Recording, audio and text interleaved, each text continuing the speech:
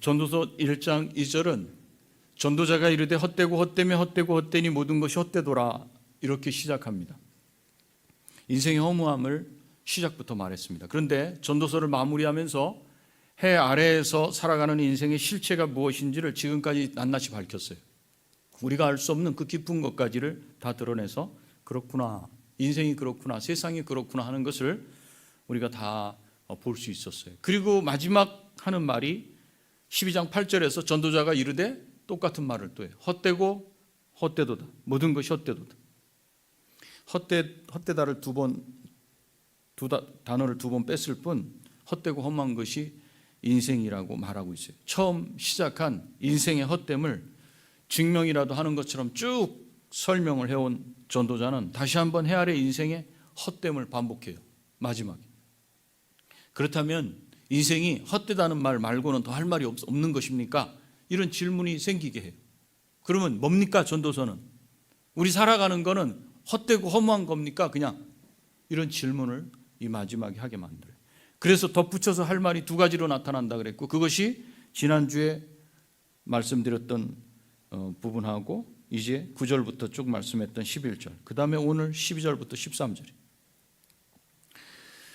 그 첫 번째 말씀드렸던 9절부터 10절, 11절까지에 있었던 말씀은 이제껏 말한 내용이 하나님께로부터 주어진 계시다, 그걸 말하는 거예요. 전도서를 읽어보면 뛰어난 지혜를 소유한 솔로몬이, 한 전도자가 이 세상 이치를 연구하고 탐구하고 가지고 있는 재능, 지혜, 모든 걸 사용해가지고 아무도 할 수 없는 그런 연구까지를 깊이 하고 깨달은 것을 말하는 것 같다는 느낌을 이렇게 받아요. 물론 연구하고 살핀 결과로 말한 것이긴 하지만 사람의 지혜만으로는 깨달을 수 없는 것을 말할 수 있었던 것은 그것이 하나님께로부터 주어진 말씀이기 때문이라고 이렇게 밝혀요. 그리고 전도자 자신도 한 지혜로운 사람이 세상의 이치를 깨달아서 가르친 가르침이 아니고 자기 자신도 이스라엘의 선생이고 전도자로서 가르친 교훈이었다고 밝혀요. 그래서 11절 끝에 이렇게 있잖아요. 다 한 목자에 주신 바니라, 이렇게 표현했어요. 하나님이 주셨다는 거예요. 전도자가 물론 연구하게 하고 살피게 하고 돌아보게 하고 지혜를 주셨어요. 그러나 하나님이 계시로 주신 것이다. 이것을 말씀했고, 두 번째 덧붙여서 하는 말씀이 12절부터 14절까지. 12절 말씀을 보면 세 번역에는 이렇게 돼 있어요.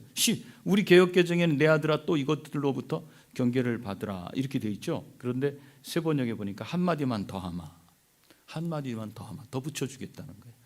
나의 아이들아 조심하여라, 이렇게 돼 있어요. 지금까지 한 말씀에 덧붙여서 한마디를 더하겠다는 거예요. 그러면서 하는 말씀이 뭐예요? 책들을 짓는 것은 끝이 없고 많이 공부하는 것은 몸을 피곤하게 하느니라. 책을 쓴다는 게 뭐예요? 어떤 사람이 책을 씁니까? 나 오늘 책 쓰고 싶어. 그냥 일상에 있었던 일을 쓰고 싶어. 오늘은 뭐 먹었어요? 오늘은 뭐 먹었어요? 일상의 이야기만으로는 책을 쓸 수가 없어요. 그럼 어떡하느냐? 뭘 먹고 뭘 지냈는데 그게 뭐가 어떻더라라는 느낌이 거기 들어오지 않습니까? 보통의 책들은 그 수준을 뛰어넘어서 어떤 것을 연구한 결과를, 자기가 깨달은 것을 그거를 책으로 써내요. 그래서 뭔가 깨달음이 있기 때문에 책을 쓰는데, 그 책이 누군가가 책을 하나 쓰면 끝나냐 이거예요. 그 분야에선 그걸로 끝이야? 없어요. 계속 또 연구를 또 해. 그 끝이 없다는 거예요. 책을 쓴다는 건. 그것은 하나님이 지으신 세계의 본질을 다 파악하고 안다는 것은 끝이 없다. 그래서 사람이 알고 싶어서 공부를 하고 또 공부를 하고 또 공부를 한다고 해도 원하는 만큼의 분량과 그 깊이에 도달할 수 없이 인간의 지적인 능력에는 한계가 있고 제한된 존재다. 그거를 말씀하고 있어요. 우리가 알고 싶어하는 하나님이 지으신 세계는 그 깊이, 그 넓이를 한계를 가진 인간이 알기에는 제한적이다. 조금밖에 알 수 없다. 인간은 자신이 누군지, 자신이 살아가는 세상은 또 무엇인지, 이 땅에서 어떤 가치와 의미를 추구하며 살아야 하는지 알 능력이 없다는 거예요. 그 예를 욥기를 통해서 우리는 확인할 수 있어요. 욥이 당한 환난의 그 의미와 이유를 알지 못해서 고통 가운데 자신의 출생을 저주하기도 하잖아요. 차라리 나지 않았으면 좋았을 거예요. 자신의 의로움을 내세우며 하나님은 불의하시다 그래. 자기는 죄 없다는 거예요. 친구들은 계속 몰아붙이잖아요. 나는 죄가 없다. 그러면 누가 불의한 거예요? 결국은 나는 죄가 없으면 이런 일을 당한다. 그러면 하나님이 불의하시다는 거예요. 하나님이 불의하시다고까지 하지만 그럼에도 하나님에 대한 믿음을 붙들고 신음하는 그 욥에게 하나님이 하신 말씀이 뭐예요? 무지한 말로 이치를 어둡게 하는 자가 누구냐? 이 질책을 하셨어요. 네가 뭘 알기는 아냐? 하나님께서 그러고 하신 말씀이 뭐예요? 하나님이 창조하시며 세상의 질서를 세우신 그 뜻을 네가 아냐? 이걸 물은 거예요. 그때 욥이 회개하면서 하는 말이 뭐예요? 무지한 말로 이치를 가리우는 자가 누구니까 내가 스스로 깨달을 수 없는 일을 말하였고 깨닫지 못한다. 다 아는 것 같은데 아니라는 거예요. 스스로 알 수 없고 헤아리기 어려운 일을 말하였나이다. 내가 말하겠사오니 주여 들으시고 내가 주께 묻겠사오니 주여 내게 알게 하옵소서. 내가 스스로 하나고 티끌과 재 가운데서 회개하나이다. 이것처럼 먼저 인간이 안고 있는 한계를 다 말하는 거예요. 지금 전도자는 인간은 이런 한계를 안고 있다. 아무리 자기가 의인이라 한다 할지라도 하나님 앞에서는 우리가 아는 것이 제한적이라는 거예요. 그것을 다 말한 후에 전도자는 13절에서 이렇게 말하는 거예요. 이래의 결국을 다 들었으니 결론을 말하겠다. 결론은 뭐죠? 하나님을 경외하고 그의 명령들을 지킬지어다. 이것이 모든 사람의 본분이니라 하시면서 14절 하나님은 모든 행위와 모든 은밀한 일을 선악간에 심판하시리라. 사람은 한계를 가진 존재인 것을 확인시켜 준 다음에 하나님을 경외하라고 이렇게 말씀. 천지를 지으시고 인간이 어떻게 하면 행복할 수 있는지를 알게 하신 하나님은 날마다 내가 선택하고 결정한 모든 행위와 일에 대해서 내가 이런 말을 하고 이런 선택을 하고 이런 결정을 하고 이런 판단을 하고 이런 일을 한 것에 대해서 책임을 물으실 것을 기억하고 항상 그를 인정하라 이 말씀을 하고 있어요. 그리고 하나님을 경외하고 인정하는 태도를 어떻게 나타내야 되냐? 내가 어떻게 하나님을 존중하는지 두려워하는지를 어떻게 표현해야 돼요? 그의 명령들을 지키는 것을 통해서 나타내야 한다. 전도서의 말씀이 요한복음에서 예수님이 하신 말씀과 요한 1서에서 하신 말씀과 다 똑같이 통하죠. 여기서 말하는 하나님을 경외한다는 것은 하나님을 두려워하고 존중히 여긴다고 하는, 우리 그렇게 해요. 어떻게 두려워합니까? 어떻게 존중히 여깁니까? 말로는 딱 그 단어로 정리가 돼요. 피상적인 거예요. 수박 겉핥기예요. 내가 하나님을 어떻게 경외해? 그런 피상적인 내용이 아니라 하나님께서 내게 명하신 것에 대해서 내가 순종하는 것으로 순종으로 반응하는 것으로 지키라는 실제적인 말씀이에요. 이렇게 지키지 않은 것에 대한 책임은 다 물으시겠다는 거예요. 하나님의 계명에 순종하는 것으로 반응하는 것이 하나님 경외라는 말씀은 인간이 하나님과의 관계 가운데 수동적인 존재로 관계하지 않고 능동적인 존재로 관계하도록 지음받았다는 게 무슨 뜻이에요? 하나님께서 이렇게 저렇게 그럼 그게 아니라 내가 선택해야 된다는 거예요.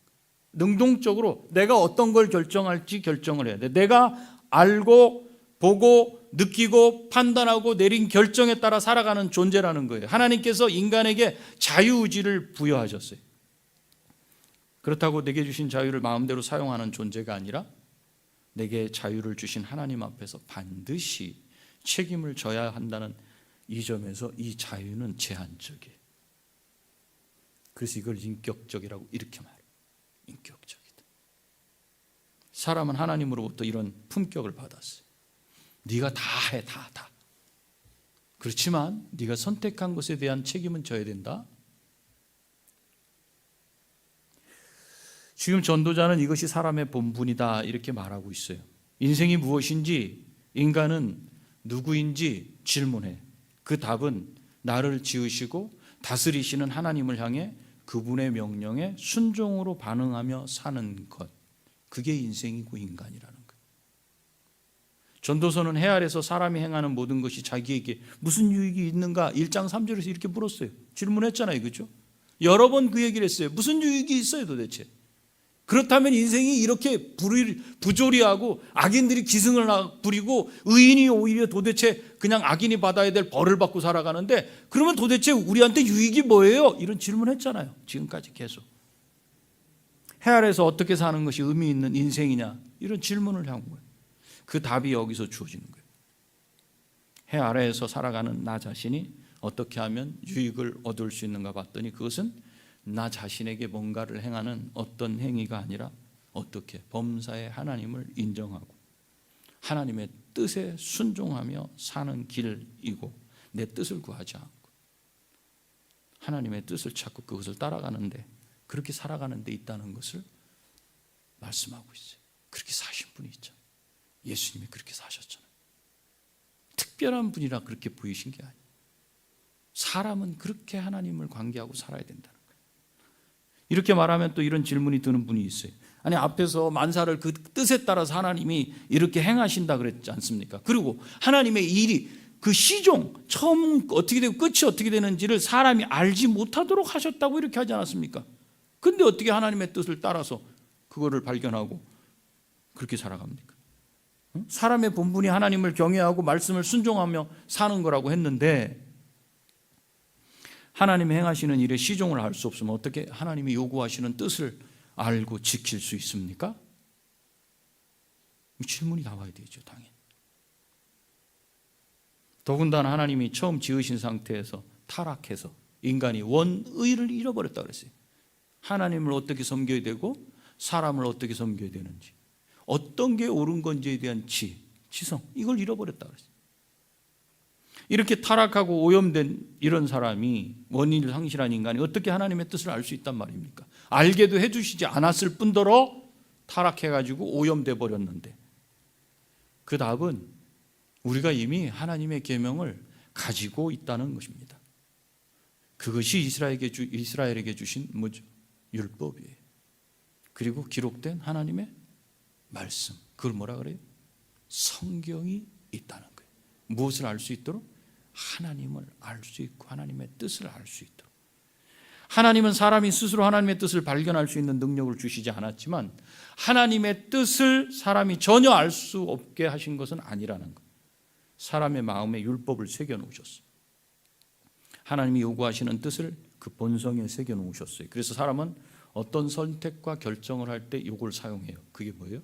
양심의 법칙을 사용하는 거예요. 이것이 옳은지 그른지, 이것이 악한지, 그것을 자기 속에, 인간은 누구나 그게 있어요. 그래서 믿는 사람 믿지 않는 사람 다 그러잖아요. 옆에 양심이 있어 도대체? 이렇게 묻죠. 가르쳐주지 않아도요, 법을 가르쳐주지 않아도 다 양심의 기능을 가지고 판단해요. 옳은지 그른지. 이게 하나님께서 모든 사람에게 새겨놓으신 하나님의 법이에요. 그렇지만 아담의 범죄로 인해 모든 사람에게 이 기능이, 이 양심의 기능이 오염되어 있어요. 부패해 있고 썩어 있어. 그러니까 역할은 하는데 제 역할은 하지 못해. 그러나 하나님은 이집트에서 자기 백성 이스라엘을 불러내신 후에 시내산에서 모세를 통해서 율법을 주시잖아요. 기록된 말씀을 주셔요. 그리고 모세 이후에도 하나님께서는 선지자들을 통해서 계속 기록되는 말씀을 주셨어요. 그래서 하나님의 뜻과 명령을 전하게 하시고 기록으로 남겨서 후대에 알리도록 하셨어요. 그래서 하나님의 계명은 멀리 있는 것도 아니고 바다 밖에 있는 것도 아니고 저 하늘에 있는 것도 아니다. 신명기 30장에 보니까 오직 그 말씀이 내게 심히 가까워서 내 입에 있으며 내 마음에 있은즉 내가 이를 행할 수 있느니라. 행할 수 없는 게 아니라 행할 수 있는 것으로 주셨다는 거예요.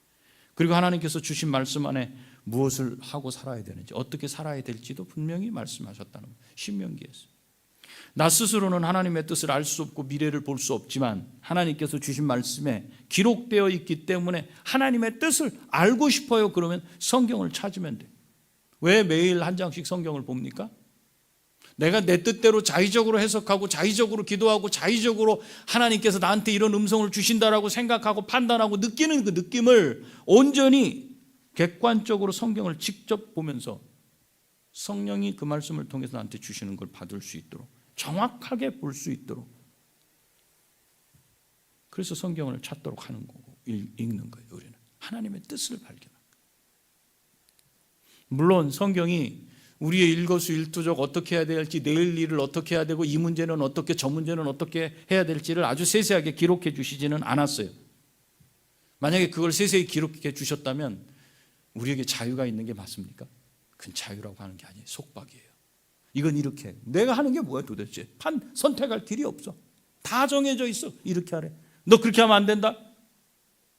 그러면 사는 게 아니죠. 얼마나 힘들겠어요. 너 들어올 때 그렇게 하면 안 되는데, 성경이 이렇게 하지 말라 했는데 이렇게 하면 숨 막혀서 못 살아요. 그러면 여러분 모이고 싶겠어요? 하나님이 인간에게 하나님의 뜻을 알 수 있는 능력을 주시지 않고 이 계명의 형식으로 주셔서 자발적으로 순종하게 하신 이유는 인간이 하나님 앞에서 판단하고 결정해서 행하는 자유를 누릴 수 있도록 하기 위함이다. 우리는 이렇게 볼 수 있는. 그리고 장래에 어떻게 될지도 전혀 모르게 하신 건 아니잖아요.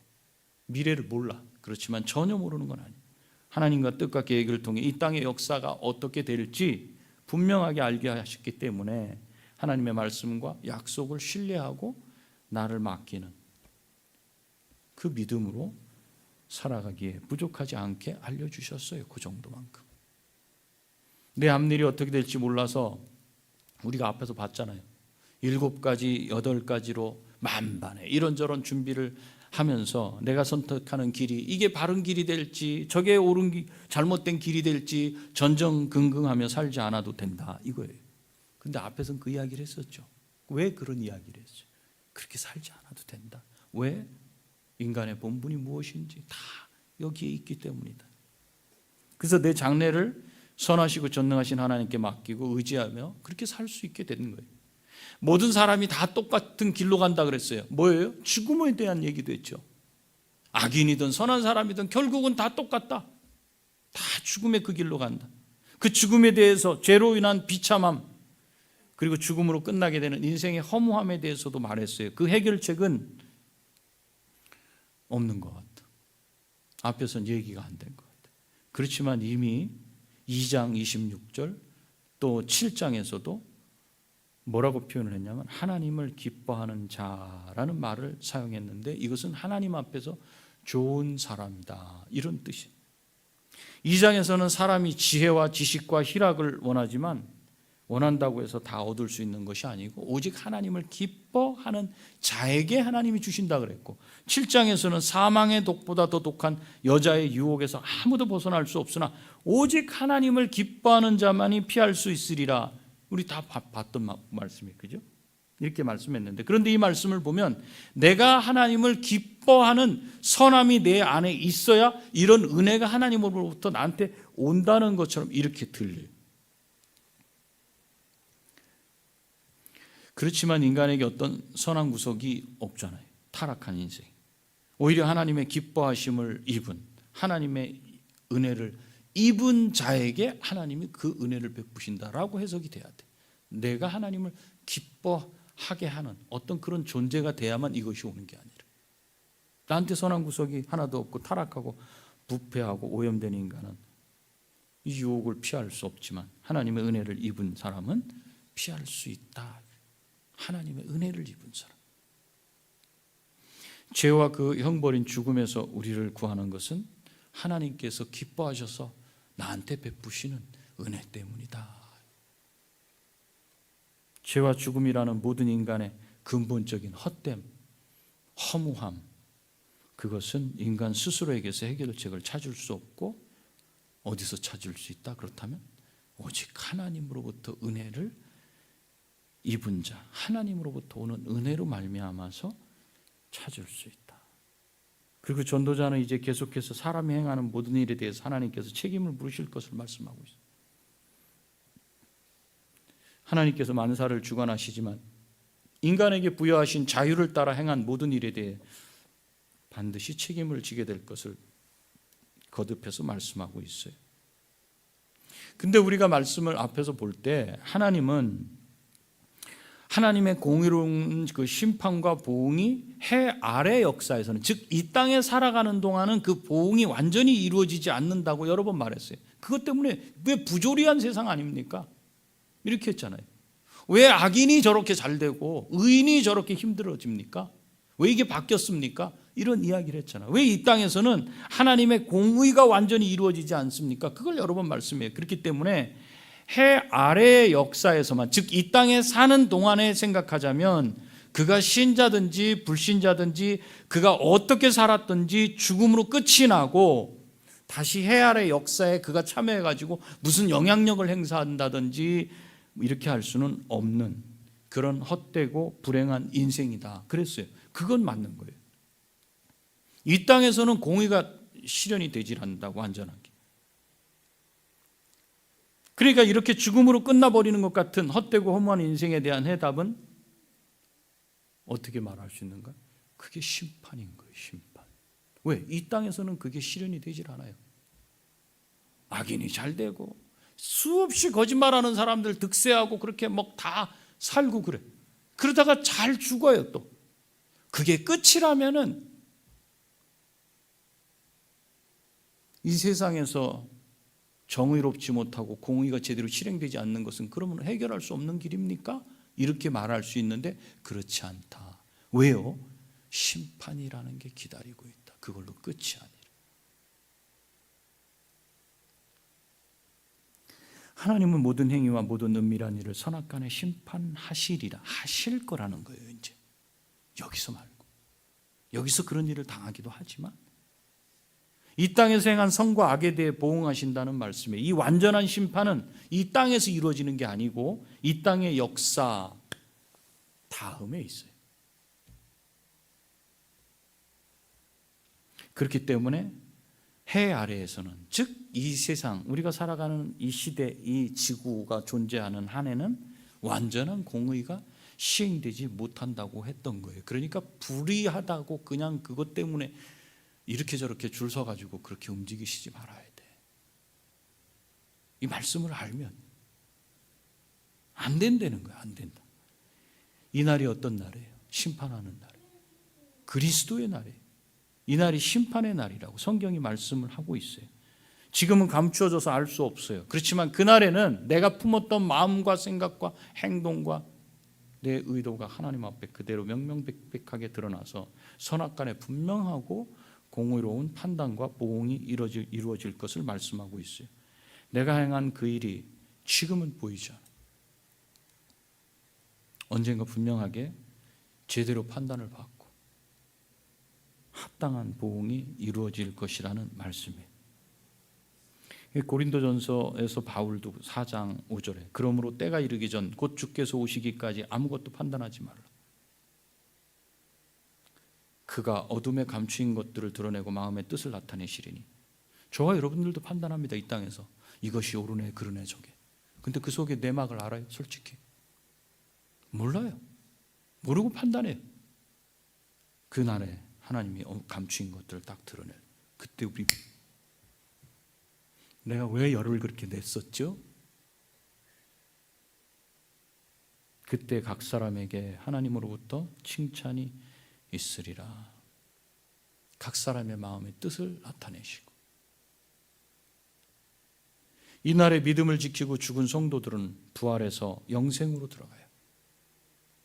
끝까지 믿음을 지킨 그 성도는 부활해서 영생으로 들어가고 불신앙을 고집하다가 죽은 사람들은 똑같이 부활해서 영원한 사망으로 들어감으로써 뭐가 이루어져요? 이 세상에서 해 아래에서는 이루어지지 않았던 공정한 재판, 공의가 이루어져요. 잘못이 무엇이고 잘못이 아닌 것이 무엇인지. 해 아래에서 허무하게 느꼈던 인생의 모든 답답함은 마지막 심판 때 부활을 통해서 완전히 해결될 것이고 이것은 인간에게뿐 아니라 모든 피조물에게도 약속하신 말씀이에요. 그러니 저 산에 가서 나무를 보면서 그냥 나무 막 집어 뜯고 그냥 막 때리고 이러면 안 돼.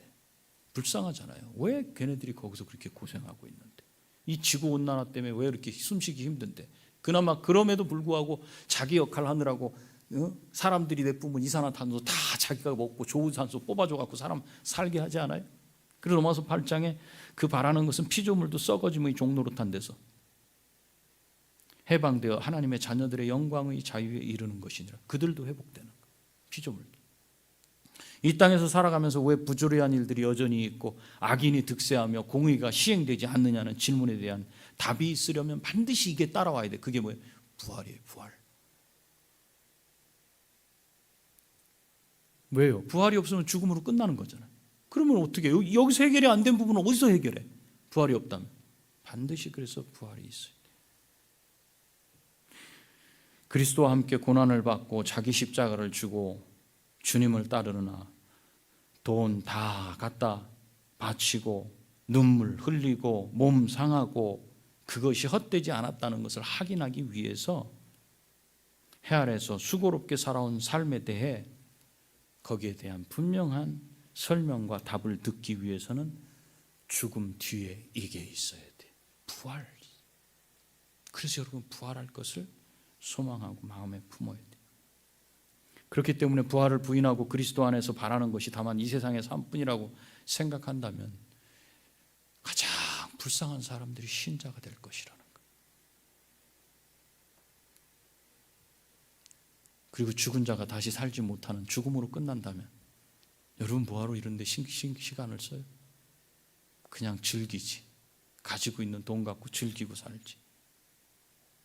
그러면 진탕 먹자 마시자 할 수밖에 없다는 거예요. 고린도전서 15장 말씀. 그래서 전도자가 먹고 마시며 즐기는 것이 그것이 우리가 할 일이 아니냐. 앞에서 얘기했던 부분이죠. 그걸 얘기했던 거예요. 그걸로 비춰줬던 거예요. 그 배후에 뭐가 있는 거예요? 그걸로 인생의 끝이 아니고 부활하면 심판이 기다리고 있다. 말씀을 맺겠습니다. 다윗은 시편 37편에서 37편 1절 악을 행하는 자들 때문에 불평하지 말며 불의를 행하는 자들을 시기하지 말지어다. 지금 이 땅에서 공의가 시행되지 않는 것 때문에 힘들어하지 말지어다. 7절 37편 7절 여호와 앞에 잠잠하고 참고 기다리라. 자기 길이 형통하며 악한 길을 이루는 자 때문에 불평하지 말지어다. 다윗이 이렇게 말해요. 아는 거예요. 이것으로 끝이 아니라는 걸 아는 거예요. 이 땅에 사는 동안 제대로 이루어지지 않은 공의에 대해서 불평하지 말고 부조리한 것 때문에 넘어지지 말아라. 그것 때문에 시험에 들어가지 말아라. 그것 때문에 믿음에서 떠난다. 하나님이 계시지 않다. 이런 하나님을 믿지 않겠다 하지 말아라. 공의가 바로 시행되는 때인 여호와의 날이 있음을 다윗은 알고 있는 거예요. 시편 73편에서도 아삽도 힘들었던 게 이거야. 73편 2절 3절 나는 거의 넘어질 뻔하였고 나의 걸음이 미끄러질 뻔하였으니 이는 내가 악인의 형통함을 보고 오만한 자를 질투하였음이로다. 저 사람은 왜 그렇게 잘 되는 거예요 도대체? 예수님도 안 믿고 그냥 엉망진창으로 인생을 살아가는데도 왜 저 집안은 저렇게 잘 되고 모든 하는 일이 잘 풀려? 아이고 정말 내가 넘어지겠네. 실족할 뻔했다는 거야. 아삽이. 왜 그 사람은 고난도 없고 왜 이렇게 건강해 또? 죽을 때까지? 왜 하는 일마다 잘 돼? 그래서 실족할 뻔했다. 걸음이 미끄러질 뻔했다. 살 소망을 안 가질 뻔했다. 또 바벨론을 사용하셔서 이스라엘을 멸망하게 하신 일에 대해서 하박국 선지자 1장 13절에 주께서는 눈이 정결하심으로 악을 참아 보지 못하시며 폐역을 참아 보지 못하시거늘 어찌하여 거짓된 자들을 방관하시며 거짓된 자들 바벨론 왜 저 이방인들 저 악한 자들 저들을 가만 놔두시며 저들이 왜 우리를 포기하게 악인이 자기보다 의로운 사람을 삼키는데도 잠잠하시나이까? 왜 저 악인들이 이스라엘 백성들을 이렇게 포위하고 포로로 데려가고 이렇게 하는데 가만히 계십니까 도대체? 왜 이렇게 부조리합니까? 하면서 하나님이 하신 일을 이해하지 못하는 하박국에게 2장 3절 아직은 그 말이 이루어질 때가 되지 않았다. 쉬운 성경으로. 그러나 곧 그 때가 올 것이다. 그 말은 꼭 이루어진다. 비록 더디게 이루어지는 것처럼 보일지라도 참고 기다려라. 그 일은 이루어진다. 미루어지지 않는다. 심판하는 날이 올 거다. 그들을 심판하는 날이 올 거다. 그때는 다시 회복시킬 거다. 인내하며 기다리라고 해요. 그러자 이 하나님의 뜻을 알고서 하박국이 한 이야기가 우리가 잘 아는 말씀 아니에요. 비록 무화과 나무가 무성하지 못하며 포도나무에 열매가 없으며 감람나무에 소출이 없으며 밭에 먹을 것이 없으며 우리의 양이 없으며 외양간에 소가 없을지라도 다 없을지라도 다 안 될지라도 내가 하는 것마다 다 막힐지라도 나는 여호와로 말미암아 즐거워하며 나의 구원의 하나님으로 말미암아 기뻐하리로다. 이렇게 고백하는 거예요. 되는 일이 없는 것 같은 신자의 인생이라 해도 불의가 기승을 부리고 악인이 잘 되는 세상이라 하나님은 안 계신 것 같아 보여도 참고 기다리라. 이 세상에서 승부를 내고 이 세상에서 뭔가가 되려고 발버둥 치지 말아라. 기다려라. 이 세상 너머에 심판이 기다리고 있다. 마지막 날에는 신자 불신자를 모두 부활시키셔서 그가 행한 대로 다 갚아주시고 행한 대로 정확하게 공의로 심판하시고 보응하실 날이 올 것이기 때문에 우리는 참아야 된다는 거예요. 우리는 모두 이 믿음을 가지고 살아가요. 참고 인내하고 기다리고 견디시면서 하나님의 신실하심, 그거를 여기 성경에 기자들이 계속 고백하지 않았어요? 그 신실하심에 기대고 믿음으로 우리의 걸음을 걸어가시기를 바라고 축복합니다. 기도하겠습니다. 주님,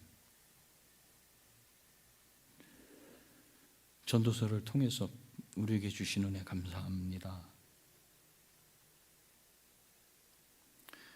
우리 신자들이 사실 시험에 들고 힘들고 고통 가운데 들어가고 좌절 낙심하는 게 이 세상 일 때문에 그렇고 지금의 현실 때문에 그렇습니다. 그러나 그 너머 심판의 날이 있음을 우리가 기억하고 누구를 함부로 판단하는 것도 주의하고 하나님 앞에 묵묵히 다윗처럼 참고